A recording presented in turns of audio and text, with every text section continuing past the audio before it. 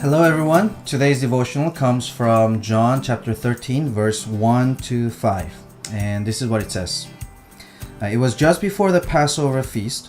Jesus knew that the time had come for him to leave this world and go to the Father. Having loved his own who were in the world, he now showed them the full extent of his love.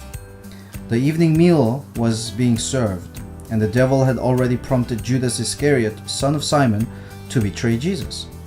Jesus knew that the Father had put all things under his power, and that he had come from God and was returning to God.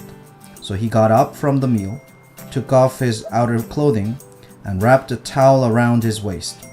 After that, he poured water into a basin and began to wash his disciples' feet, drying them with a towel that was wrapped around him. In today's passage, we see one of the most engaging aspects of the Gospel of John, sort of the unseen reality that surrounds Jesus. In this case, as verse 3 mentions, Jesus knew God had put all things under his power. Now, it was unseen because it would not have been apparent to anyone else that Jesus indeed had all the power. He had the power to walk away. He had the power to overtake his accusers. He had the power to prove people wrong. And he had the power to force the truth upon his disciples. He had the power to forgive and to condemn. He had the power of all things. And what does he do with all that power? Well, as John tells us, he kneels down and starts washing his disciples' feet. You see, this particular moment poses a very relevant, life-relevant question for all of us. What to do with power? So much of what it makes it in the news today is about power dynamics.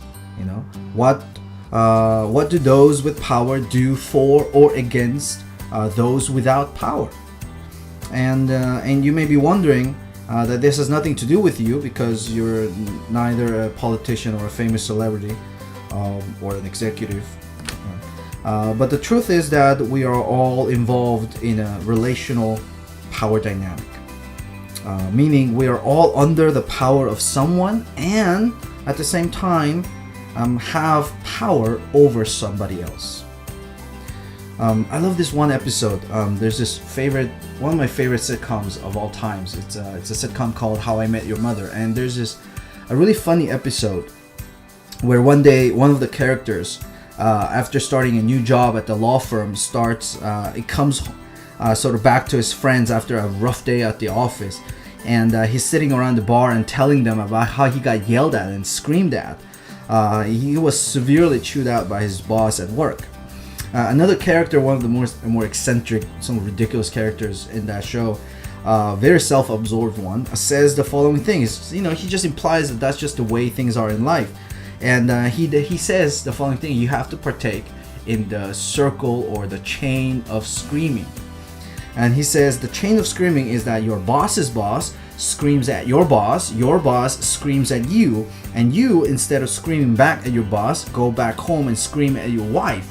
And your wife, who's a kindergarten teacher, goes to school and yells at the kids, one of whom is the daughter of your boss's boss, who then goes back to his father and screams at his dad, thus completing the circle, and then goes on and on. Now, this is a rather, it's a sitcom, so it's a comedic portrayal of things. But at the same time, as I was watching this, I couldn't help to notice that there was a truthful insight into all of this. We're all connected. We're all connected, and even the most powerful people in the world are subject to some other power in their lives. Maybe it's not even people. Maybe it's even substances and addictions and whatnot. And but certainly, people are subject to other people's power. And the least powerful people that we can imagine do still have power over someone as well. So the question is extremely relevant. This question of what to do with power. Now, if we are to learn from Jesus, then the answer is that if you have power, you use it to serve. The Bible tells us that Jesus, in knowing he had all the power, served his disciples. Now, I want us to notice our own power dynamics. Surely somebody has power over you, but also surely you have power over somebody. Now, you might be somebody's boss, or even if you're not, there's somebody in your life over whom you have power. So I want you to think about and notice the people around you. I want you to think about what we're going to do with that power. What will you do? Will you ignore it? Will you abuse it? Or will you serve? So I leave you with this question. With the power that you have, who will you serve today? I will see you tomorrow.